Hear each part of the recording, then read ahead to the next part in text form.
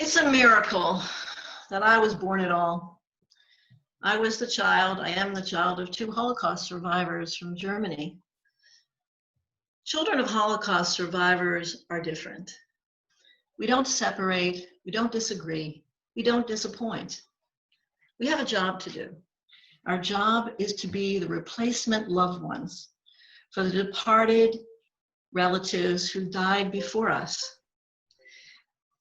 When my parents arrived in the United States after the war, they met each other in Baltimore. In 1948, they were married. Both of them needed a stable home life. All they wanted was to live for the future. All of their parents and grandparents and extended family were dead, and they wanted now to build a life in America. Now in their mid-20s, they both urgently began building their life. My father got a PhD from Johns Hopkins University in 1951. Soon thereafter, 3 daughters were born to them, Hetty, Debbie, and Michelle. I'm the middle daughter. I was sweet, compliant, and very vigilant. On the outside, my family looked more or less like every other family. I'm going to share a screen here, if possible, to show you what my family looked like. We looked a lot like every other family. My father went to work. My mother stayed home with the kids. We had a house in the country, and we had many friends in the neighborhood.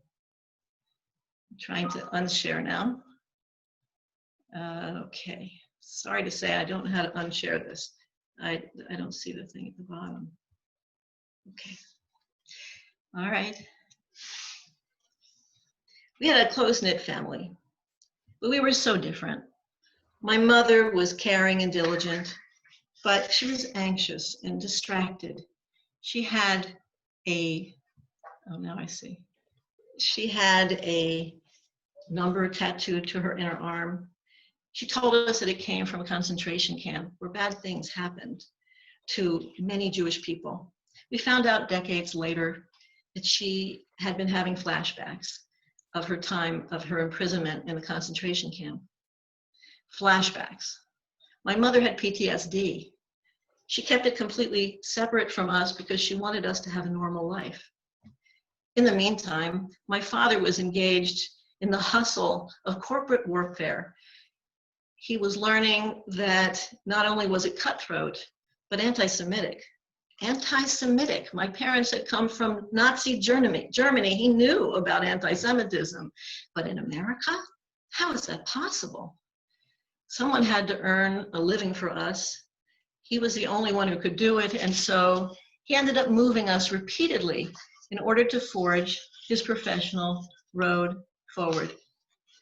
We were different in other ways. My parents spoke German in the house with each other and English with a foreign accent. Nobody around us had a foreign accent. Nobody around us spoke any other language other than English. In addition, our food was different. I took pumpernickel bread to school. Everybody else had white bread. We listened to classical music in the house. This was during the psychedelic 60s when pop culture was a major part of life. We also were Orthodox Jews. We went to public schools in places like Elkton, Maryland, and Raleigh, North Carolina, where most of the people were Christian. And when there were Jews, they were not Orthodox Jews, and certainly they were not Holocaust survivors. And so we had very few people who were like us. We really had no peer group. We went home and we went to school. I did a lot of explaining to other people about what it was that I was doing in order to try to make it easier for other people. Well, we were a whole world into ourselves. It wasn't a glum situation. We had a lot of humor and we had wide-ranging conversations at our Sabbath table.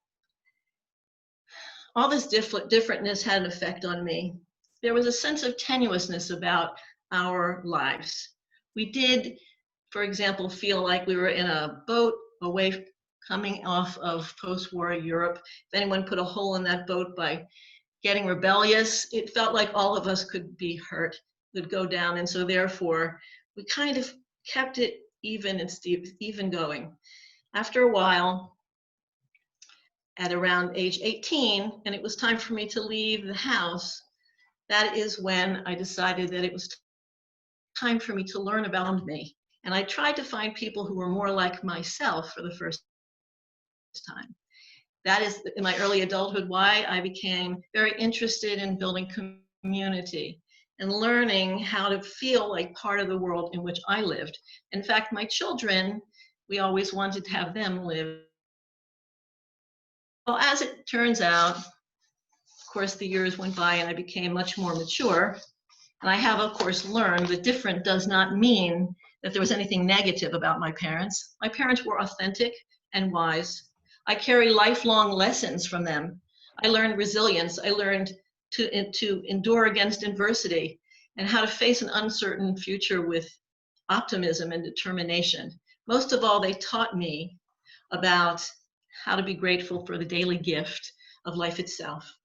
Yes, my life as a child of 2 Holocaust survivors undoubtedly did make me different, but I gained tremendously from being my parents' child.